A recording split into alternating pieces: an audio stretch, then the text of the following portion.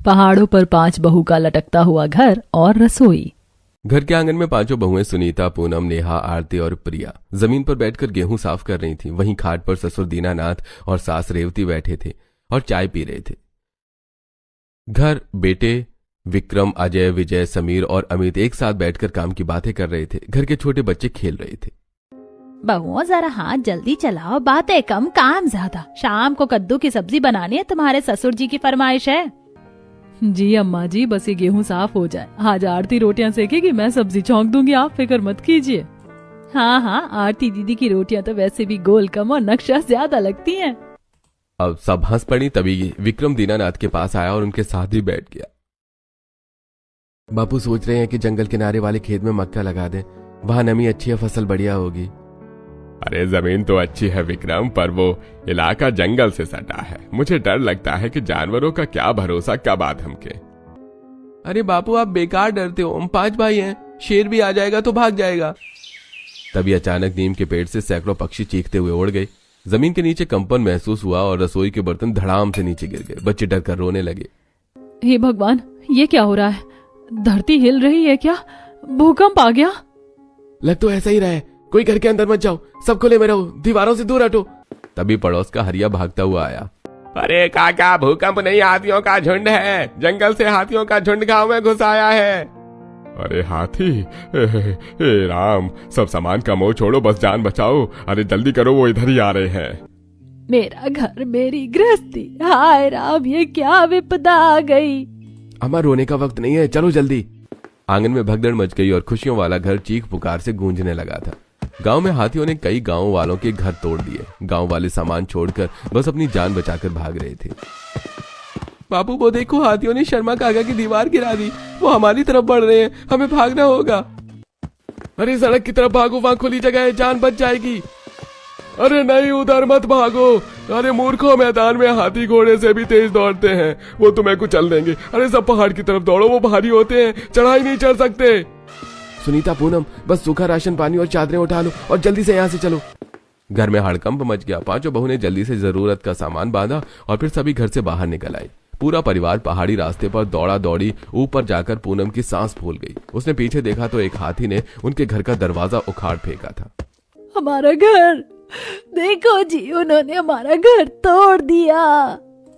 अरे उधर मत देखो पूनम, अगर वहां होते तो वो हमें भी तोड़ देते। जान है तो जहान है, भागो यहाँ से। वो फिर ऊपर दौड़ने लगे। पीछे उनके घर टूटने की आवाजें दिल पर हथौड़ा की तरह लग रही थी। उनके पीछे कुछ और गांव वाले भी आ रहे थे। पूरा परिवार और गांव वाले पहाड़ के आधे रास्ते पर पहुंचकर रुक गए। नीचे का नजारा दिल तोड़ने वाला था। हाथियों का झुंड अब भी शांत नहीं हुआ था। जो घर कल तक खड़े थे वो अब मलबे का ढेर बन चुके थे। हाय राम, सब खत्म हो गया। वो देखो, मेरी रसोई, मेरा आंगन, सब मिट्टी में मिल गया। हमने तिनका तिनका जोड़कर वो घर बनाया था, अब हम कहाँ सर छिपाएंगे। बापू, अब हम कहाँ जाएं? नीचे तो कुछ बचा ही नहीं है, ना ही छत न दीवार है। हम बेघर हो गए बापू। छोटे छोटे बच्चे हैं, साथ में रात कहाँ गुजारेंगे? हमें दूसरे गांव में चले जाना चाहिए था। कम से कम वहां किसी के घर में तो सो सकते थे। यहाँ इस जंगल में तो हम वैसे ही मर जाएंगे। नहीं, नीचे जाने का तो सोचना भी मत। वो अभी भी वहीं घूम रहे हैं। अगर हम वापस गए तो वो हमें नहीं छोड़ेंगे। नीचे साक्षात मौत खड़ी है। अरे हिम्मत मत हारा जाए, हम नीचे नहीं जाएंगे और ना ही किसी के आगे हाथ फैलाने दूसरे गांव जाएंगे। हम ऊपर जाएंगे, उस चोटी पर। वो जगह ऊंची है और सुरक्षित है, वहां हाथी नहीं चढ़ पाएंगे। अब से वही पहाड़ हमारा घर होगा। लेकिन बापू, वहां कैसे रहेंगे? इंसान चाहे तो बंजर को भी बाग बना सकता है बेटा। हमारे पास 10 हाथ और 10 समझदार दिमाग है, हम कर लेंगे। चलो, अंधेरा होने से पहले ऊपर पहुंचना है। कुछ ही देर में पूरा परिवार पहाड़ की चोटी पर पहुंच गया। पहाड़ की चोटी पर तेज तेज हवा चल रही थी। 2 टीलों के बीच गहरी खाई थी और हजारों फीट नीचे बहती नदी की आवाज गूंज रही थी। दीनानाथ और उनके बेटे किनारे पर खड़े होकर नीचे झांक रहे थे। बापू, यहाँ तो पैर फिसलते ही सीधा यमराज से मुलाकात होगी। नीचे देखो, नदी कितनी तेज है, हम यहाँ कैसे रहेंगे? अरे रहना तो पड़ेगा बेटा, यही कुदरत की चुनौती है। उस तरफ हम सोएंगे और इस तरफ रसोई बनाएंगे। सबसे पहले हमें इन दोनों टुकड़ों को जोड़ना होगा। सही कह रहे हैं बापू, डरने से काम नहीं चलेगा। अजय, विजय, चलो जंगल से मजबूत लकड़ियां लाते हैं, हमें पुल बनाना होगा। 5 भाई जंगल में बांस और पेड़ काटने चले गए और बहुओं ने रस्सियां मजबूत की। उफ, ये तो बहुत भारी है भैया, क्या ये लकड़ियां हमारा भार झेल पाएंगी? अरे झेलना पड़ेगा अमित।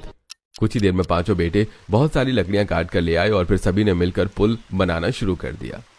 हे भगवान, मेरे बच्चों की रक्षा करना। विजय बेटा नीचे मत देखना, बस सामने देख। पहले दोनों तरफ रस्सियां बांधी गईं और फिर रस्सी के ऊपर लकड़ियां रखी गईं। घंटों की मेहनत के बाद आखिरकार पुल बन ही गया।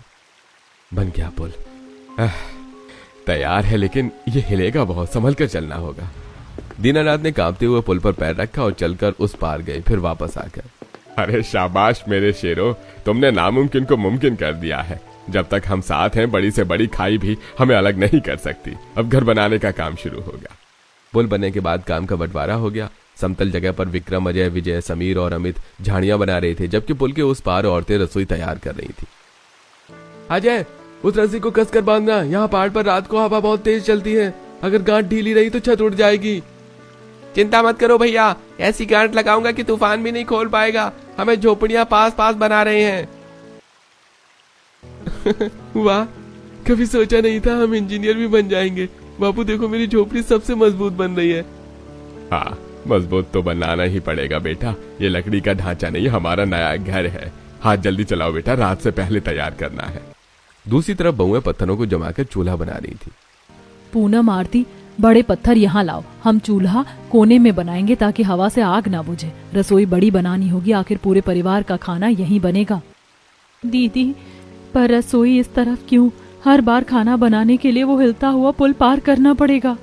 डर मत पगली, उस तरफ हम सोएंगे। अगर वहाँ आग से चिंगारी उड़ी तो झोपड़ियाँ जल सकती हैं, इसीलिए रसोई अलग होना जरूरी है। अम्मा जी, मायके में सुना था कि जिस घर का चूल्हा एक होता है वो घर कभी नहीं टूटता। सही कहा प्रिया, भले ही पक्की छत नहीं है, पर जब तक ये चूल्हा जलता रहेगा हमें घर वाली फीलिंग आती रहेगी। काम तेजी से चला और सूरज ढलने तक उस सुनसान पहाड़ पर एक छोटी सी बस्ती का आकार नजर आने लगा। एक तरफ बड़ी रसोई तैयार थी और दूसरी तरफ छोटी छोटी झोपड़ियां। दिन भर की मेहनत के बाद सबके गले सूख गए थे। रेवती एक पत्थर पर बैठी थी, उसे भी बहुत जोर की प्यास लगी थी। सुनीता बहू, थोड़ा पानी है क्या? गला बहुत सूख रहा है। नहीं अम्मा जी, पानी खत्म हो गया और नदी पाताल में बह रही है, वहाँ कौन जाएगा? सबने नीचे देखा, नदी गहरी खाई में थी, रास्ता जानलेवा था। इतने नीचे से पानी लाना मौत को दावत देना है बापू। अगर हम प्यास से नहीं मरे तो थकान से मर जाएंगे। तभी समीर की नजर एक मजबूत पेड़ और रस्सियों पर पड़ी। उसकी आंखों में चमक आ गई। अरे रुको, हमें बार बार नीचे उतरने की जरूरत नहीं है बापू, हम यहाँ एक घिरनी और सीढ़ी बनाएंगे। हाँ, घिरनी जंगल में कैसे? हम लकड़ियों को जोड़कर सीढ़ी बनाएंगे और आगे रस्सियों का जाल और चरखी लगाएंगे। एक आदमी नीचे जाएगा और हम ऊपर से खींच लेंगे। तुरंत काम शुरू हुआ। विक्रम और अजय ने सीढ़ी बनाई और समीर, विजय ने चरखी तैयार की। अमित कमर में रस्सी बांधकर नीचे उतरा। अरे मैं जाऊंगा नीचे, मैं सबसे हल्का और फुर्तीला हूँ। अमित हिलती हुई सीढ़ी से नीचे उतरा और नदी किनारे पहुंचकर बाल्टी भरी। भर गई भैया, खींचो। चलो सभी मिलकर, 1 2 3, हैशा। चरखी घूमने लगी और बाल्टी ऊपर आने लगी। सुनीता और आरती ने जल्दी से पानी की बाल्टी को पकड़ लिया। आ गया, पानी आ गया। सबसे पहले रेवती ने पानी पिया और फिर दीनानाथ ने। अरे आज तुमने साबित कर दिया कि एकता और बुद्धि से बड़ी कोई ताकत नहीं है। यह सिर्फ पानी नहीं, हमारी जिंदगी है। उस दिन पहाड़ी पानी का स्वाद उन्हें अमृत जैसा लगा, क्योंकि उन्होंने अपनी मेहनत से प्यास बुझाई थी। ऐसे ही कुछ दिन बीत गए थे और राशन खत्म होने की कगार पर था। सुनीता ने आटे का डिब्बा उल्टा किया तो उसमें से सिर्फ धूल गिरी। अम्मा जी, ये आखिरी मुट्ठी चावल बचा है। अगर हमें जल्दी कुछ खाने को नहीं मिला तो हम भूखे रहेंगे। अरे मांगने से तो भीख मिलती है बहू, और हम किसान हैं, हम अपना अन्न खुद उगाएंगे। यह पहाड़ भी अब हमारा खेत बनेगा। खेत? बाबू ये जमीन नहीं, पत्थरों का ढेर है। यहाँ कुदाल मारेंगे तो चिंगारी निकलेगी, अनाज नहीं। इतनी ऊबड़ खाबड़ जमीन पर खेती कैसे होगी? होगी विजय, अगर हम पहाड़ चढ़ सकते हैं और यहाँ रह सकते हैं तो इसे समतल भी कर सकते हैं और यहाँ खेती भी कर सकते हैं। हाथ में छाले पड़ेंगे पर पेट की आग बुझानी है तो पसीना बहाना पड़ेगा। चलो भाई। सभी ने एक साथ मेहनत शुरू की। विक्रम, अजय, विजय और गांव के लोगों ने भारी पत्थरों को खोदा और बहुओं ने कंकड़ पत्थर टोकरियों में भरकर फेंके। धूप तेज थी पर कोई रुका नहीं। देखते ही देखते ऊबड़ खाबड़ जमीन समतल हो गई। अरे काका, मेरी ये लौकी, कद्दू और कुछ पालक के बीज है। भागते वक्त बस यही हाथ लगा था, सोचा था कभी काम आएंगे। तूने तो अमृत बचा लिया हरिया, यही बीज हमारी नई जिंदगी है। दीनानाथ ने कांपते हाथों से बीज बोए। अमित और समीर ने चरखी से पानी खींचा। जैसे ही पानी सूखी मिट्टी पर गिरा, मिट्टी महक उठी। दीदी सूंघो, मिट्टी की खुशबू बिल्कुल हमारे गांव जैसी है। अब लगता है कि यहाँ जिंदगी पनपेगी। हमने अपना काम कर दिया है, अब बाकी काम ऊपर वाले का है और इस धरती मैया का है। देखना हमारी मेहनत रंग लाएगी। शाम ढलते ढलते उस बंजर पहाड़ पर उम्मीद के बीज बो दिए गए थे। जो जमीन कल तक पत्थर थी, आज वो उनका खेत बन चुकी थी। रात हो गई। रसोई में सभी लोग बैठे थे। बहुओं ने खाना तैयार कर लिया। उन्होंने मिट्टी के बर्तन भी तैयार कर लिए थे। सभी गोल घेरा बनाकर बैठे थे और खाना खा रहे थे। सुनीता, पूनम, मान गई तुम्हारी कलाकारी को।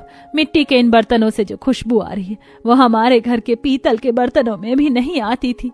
अम्मा जी, ये सिर्फ मिट्टी का जादू नहीं, ये सबकी भूख और मेहनत का स्वाद है। लीजिए, गरम गरम खिचड़ी तैयार है। बहुओं ने सबको मिट्टी के बर्तनों में खाना परोसा। खाने में सिर्फ खिचड़ी थी, लेकिन सबके चेहरे पर शाही दावत जैसी चमक थी।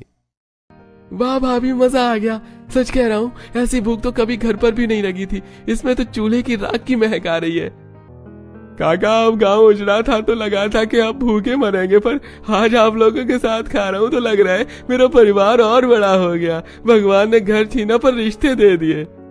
हाँ, सही कहा रिया काका। नीचे हम अलग अलग घरों में दीवारों के पीछे रहते थे। यहाँ ऊपर न दीवारें हैं न दरवाजे। हम सब एक ही आसमान के नीचे हैं। और सबसे अच्छी बात जानते हो क्या, यहाँ कोई ये नहीं कह सकता कि मेरी वाली ने नमक कम डाला है, क्योंकि खाना सबने मिलकर बनाया है। सब जोर से हंस पड़े और वीरान पहाड़ पर उसकी हंसी गूंजने लगी।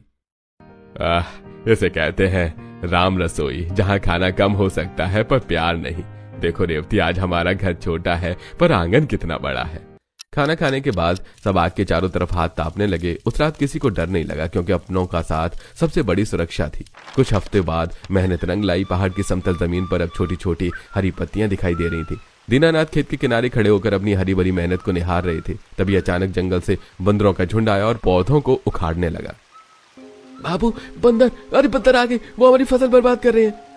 अरे ये तो हमारे मुंह का निवाला छीनने आ गए। सबको बुलाओ, शोर मचाओ, इन्हें भगाना होगा। तुरंत पूरा परिवार तैयार हो गया। बच्चे खाली कनस्तर और डंडे लेकर दौड़े। बहुएं थालियां और चम्मच बजाने लगी और बेटे चिल्लाते हुए गुलेल लेकर दौड़े। पहाड़ पर अजीब सा शोर गूंजने लगा, जिससे घबराकर बंदर भाग गए। बाप रे, बच गए। अगर थोड़ी देर और हो जाती तो ये पूरी मेहनत चबा जाते। सिर्फ भागने से काम नहीं चलेगा, हमें अब दिन रात पहरा देना होगा। बच्चों, तुम्हारी ड्यूटी है, जब भी कोई हलचल दिखे तुरंत थाली बजा देना। बंदरों का खतरा टला, लेकिन अब एक खामोश दुश्मन आ गया था। विक्रम खेत में बैठा एक पौधे की पीली पत्ती को गौर से देख रहा था। उसमें छोटे छोटे छेद थे। बापू, गड़बड़ हो गई। पौधों में कीड़ा लग रहा है। इल्ली लग गई है। हमारे पास न तो कोई दवाई है न शहर जाने का रास्ता। ये कीड़ा पूरी फसल चट कर जाएगा। सबके चेहरे लटक गए। इतनी मेहनत के बाद अगर कीड़ा फसल खा गया तो वो भूखे मर जाएंगे। विक्रम जी, चिंता मत कीजिए। हमारे पास अंग्रेजी दवाई नहीं है तो क्या हुआ, हमारे पास दादी नानी के नुस्खे तो हैं। नुस्खे? भाभी, ये कीड़ा जिद्दी है, मंत्र पढ़ने से नहीं जाएगा।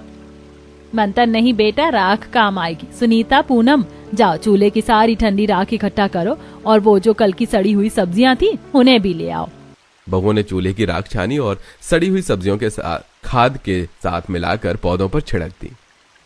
लो भाई, ये रहा हमारा देसी पाउडर। अब देखते हैं कौन सा कीड़ा टिकता है। कुछ दिनों में राख और देसी खाद ने जादू कर दिया। कीड़े मरकर गिर गए और मुरझाए हुए पौधे फिर से लहलाने लगे। अरे वाह, मान गए हमारी घर की लक्ष्मियों को। तुमने तो मरे हुए पौधों में जान फूंक दी। आज शाम को इसी लौकी की दावत होगी। पूरा परिवार खिलखिलाकर हंस पड़ा। उन्होंने एक बार फिर अपनी सूझबूझ से मुसीबत को हरा दिया था। ऐसी कुछ समय बीत गया। आधी रात थी और बाहर तूफानी बारिश हो रही थी। हवा इतनी तेज थी कि झोपड़ी ओढ़ने को तैयार थी। सबसे डरावनी आवाज नीचे से खाई से आ रही थी, जहां नदी उफान पर थी। सभी लोग एक ही झोपड़ी में सिमट कर बैठे थे। विक्रम, अजय, विजय और समीर ने खंभों को कसकर पकड़ रखा था ताकि हवा से झोपड़ी न उड़ जाए। हे भगवान, आज क्या होने वाला है। ऐसा लग रहा है जैसे आसमान फट गया हो। इतनी तेज बारिश तो मैंने जिंदगी में नहीं देखी। हवा भी बहुत तेज चल रही है। हे भगवान, हम पर दया कर, इस आंधी पानी को बंद कर दे। बापू, अनर्थ हो गया। नीचे देखो, बिजली चमकने पर देखा नदी का पानी ऊपर आ रहा है। वो खाई भर गई है। अरे क्या बक रहा है, नदी तो 200 हाथ नीचे थी। नहीं बापू, पानी बढ़ गया है। वो हमारे पुल को छूने वाला है। अगर पुल बह गया तो हम यहीं फंस कर रह जाएंगे। ये सुनते ही सबके होश उड़ गए। रेवती ने तुरंत आंखें बंद कर ली और जोर जोर से मंत्र पढ़ने लगी। हे भोलेनाथ, मेरे महादेव रक्षा करो प्रभु। हाथियों से बचाया था तो क्या पानी में डुबाओगे। मेरे नाती पोतों की जान बख्श दो मालिक, शांत हो जाओ। अम्मा जी प्रार्थना कीजिए, आज से भगवान